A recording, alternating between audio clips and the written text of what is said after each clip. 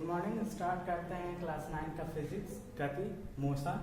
इसमें मैंने आपको इससे पहले की वीडियो में बता दिया था गति के समीकरणों का निगमन बता रहा था, जिसमें आपको गति का पहला समीकरण यानी आपको बता दिया था मैंने v = u+at और उसका निगमन भी करके दिखा दिया था। दूसरा समीकरण जो आपका होता है s = ut+12at², ये भी आपको निगमन करके बता दिया गया था। और आपका इसके बाद आता है गति का तीसरा समीकरण। गति के तीसरे समीकरण का निगमन मैं आपको आज बताऊंगा। तो गति के तीसरे समीकरण का निगमन हम कैसे करते हैं। अगर हमें गति के तीसरे समीकरण को निकालना है तो इसके लिए हम क्या सबसे पहले यहाँ पे उपयोग करेंगे गति के पहले समीकरण को। गति का जो आपका पहला समीकरण है उसे पहले हम लेते हैं v = u+at। तो यहाँ पे लिखेंगे गति के पहले समीकरण से, गति के पहले समीकरण से गति का पहला समीकरण आपका था v = u+at। यही था गति का पहला समीकरण। अब इसे हम क्या करें, हमें इस v = u+at से हमें गति का तीसरा समीकरण निकालना है, यानी v² = u² + 2as।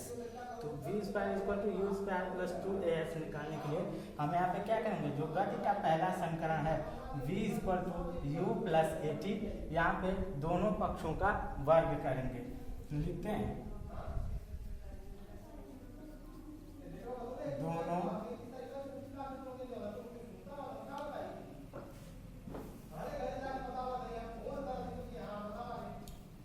दोनों पक्षों का वर्ग करने पर, दोनों पक्षों का हम वर्ग करेंगे तो यहाँ पे क्या हो जाएगा, v² ये हो जाएगा आपका u+at का होल स्क्वायर। ये आपको प्राप्त होगा। तो यहाँ पे हमारा क्या हो जाएगा, v² = u+at का होल स्क्वायर, यानी मैथमेटिक्स में आप पढ़ चुके होंगे क्या, a + b का होल स्क्वायर।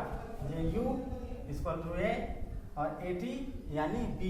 तो a + b के होल स्क्वायर पे हम क्या करेंगे, इसको अलग करेंगे। तो a + b का होल स्क्वायर आपका क्या होता है, a² + b² + 2ab। यही होता है आपका, यही होता है। तो इसके अकॉर्डिंग हम इसे क्या करेंगे, अलग करेंगे। तो v² = क्या हो गया आपका, u² प्लस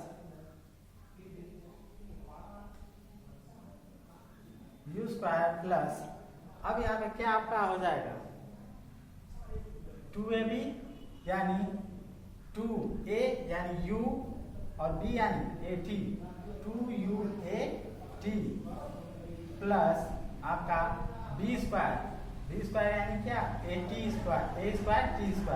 ये हो गया आपका a² और t²। या इसे हम इस a² + b² + 2ab को हम ये रूप भी दे सकते हैं, a² + 2ab + b²। इस रूप ये लिखें या ये लिखें, कोई मतलब उसमें कोई परेशान होने वाली बात है नहीं, दोनों सेम है, बस आपका इधर उधर कर दिया गया। ठीक वैसे ही हम इस फॉर्म में लिखते हैं a² यानी u² + 2ab यानी 2u × at प्लस b² यानी ये स्क्वायर × t²। अब यहाँ पे हम क्या करेंगे, देखते हैं ये u² है आपका, तो u² को u² लिख देंगे, प्लस यहाँ से क्या करेंगे 2a जो है, देखेंगे यहाँ पे भी आपका a है, यहाँ पे भी a है, तो यहाँ पे a कॉमन है, 2a यहाँ पे हम क्या करेंगे, कॉमन ले लेंगे, 2a कॉमन लेते हैं। 2a कॉमन लेने के बाद ये आपका क्या बचता है, ब्रैकेट्स करेंगे। तो 2a से ये 2a ये यहाँ से निकल जाएगा, बचेगा क्या आपका ut,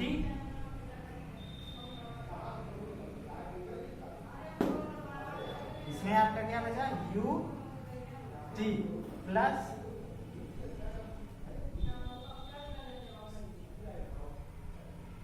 सॉरी ut प्लस, अब ये 2a कॉमन लिए तो ये क्या हुआ, a से a एक कैंसिल होगा, यहाँ पे सिर्फ a बचेगा और 2 यहाँ पे क्या है, हम यहाँ पे कॉमन ले रहे हैं तो यहाँ पे उसका भाग करेंगे, यानी 1/2 ये आपका हो जाएगा 1/2 इंटू यहाँ पे a इंटू यहाँ पे क्या हो जाएगा t स्क्वायर, ये आपका प्राप्त होगा।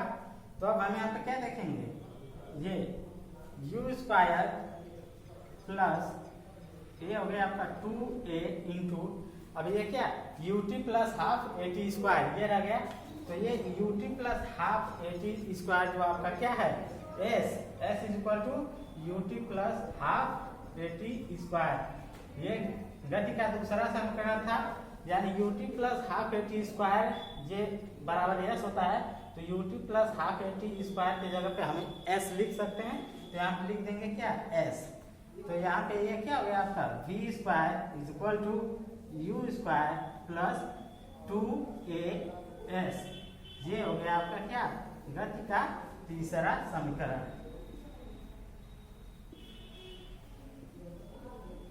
गति का तीसरा समीकरण क्लियर है, ये इसमें कोई प्रॉब्लम नहीं हो रही होगी आपको समझने में, बिल्कुल सिंपल है।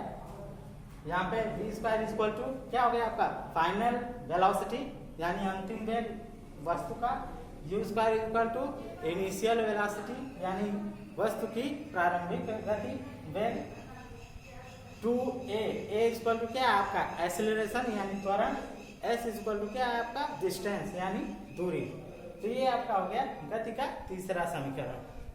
अब हम यहाँ पे बात करते हैं कि कुछ विशेष अवस्थाएं इसमें होती हैं, वो जान लेंगे।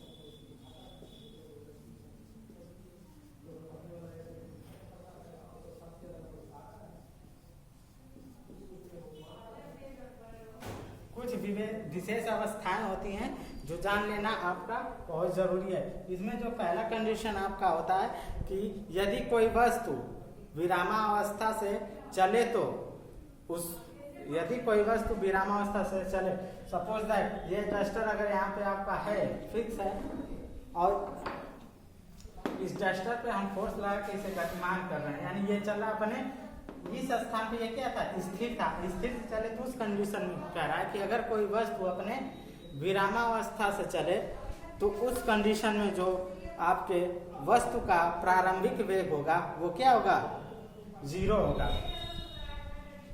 नोट कर लीजिए ये चीज, यदि कोई वस्तु अपने विरामा अवस्था से चले तो वस्तु का प्रारंभिक वेग आपका किससे हम डिनोट करते हैं, यानी u से, u आपका क्या होगा 0 होगा यहाँ पे। तो इस कंडीशन में गति का जो हमारा तीनों समीकरण है उसमें हम u का अगर मान रखते हैं तो u बराबर 0 होगा, अतः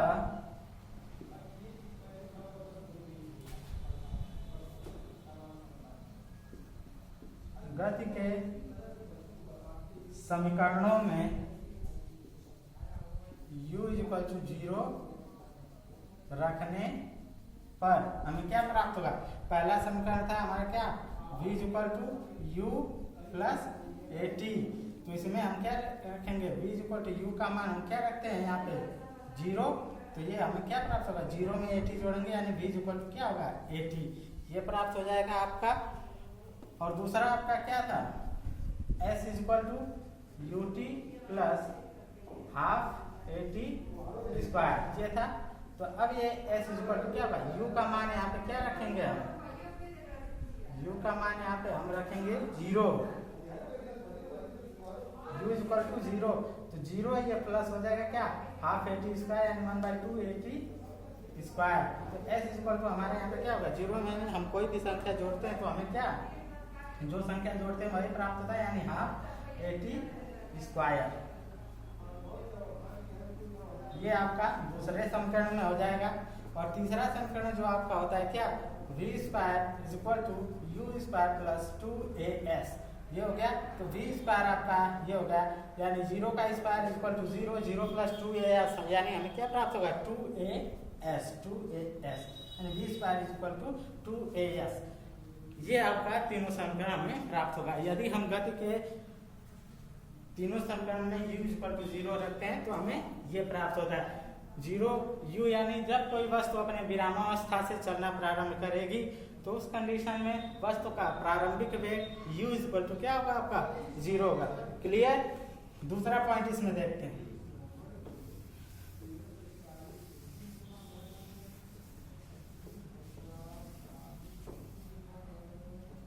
दूसरा पॉइंट आपका इसमें होता है क्या, कि यदि वस्तु का वेग समय के साथ साथ एक समान दर से घट रहा है, यानी वस्तु का वेग सपोज दैट कि अगर वस्तु पहले 1 सेकेंड में आपकी 3 मीटर प्रति सेकेंड के वेग से चल रही है, इसके बाद दूसरे समय के अंतराल पे यानी दूसरे सेकेंड में वो क्या 3 मीटर प्रति सेकेंड से घट के क्या हुई 2 मीटर प्रति सेकेंड हुई, अगले वो समय में 2 मीटर प्रति सेकेंड से क्या 1 मीटर प्रति सेकेंड। तो ये कंडीशन के लिए कह रहा है कि यदि वस्तु का वेग समय के साथ साथ एक समान दर से घट रहा हो, तब उपयुक्त समीकरणों में जो गति का समीकरण है उसमें a का मान क्या होगा, माइनस a लिखा जाएगा। क्योंकि मैंने पहले ही आपको बताया था कि अगर वेग में वृद्धि होती है तो क्या a आपका पॉजिटिव होगा, धनात्मक होगा। अगर वेग में ऋणात्मक कमी आ रही है तो वहाँ पे क्या होता है, मंदन होता है, रिटार्डेशन होता है, या डीएक्सेलरेशन भी जिसे बोलते हैं। उस कंडीशन में a का मान क्या आपका होता है, माइनस होता है, तो इसलिए माइनस से लिखेंगे। तो दूसरा पॉइंट नोट कर लेते हैं यहाँ पे, यदि वस्तु का वेग समय के साथ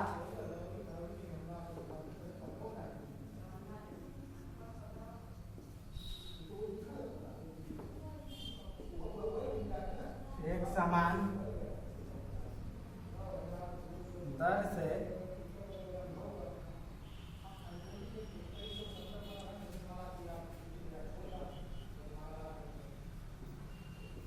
घट रहा है तो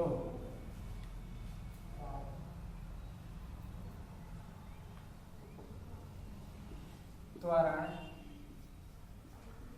a का मान क्या होगा, आपका ऋणात्मक होगा।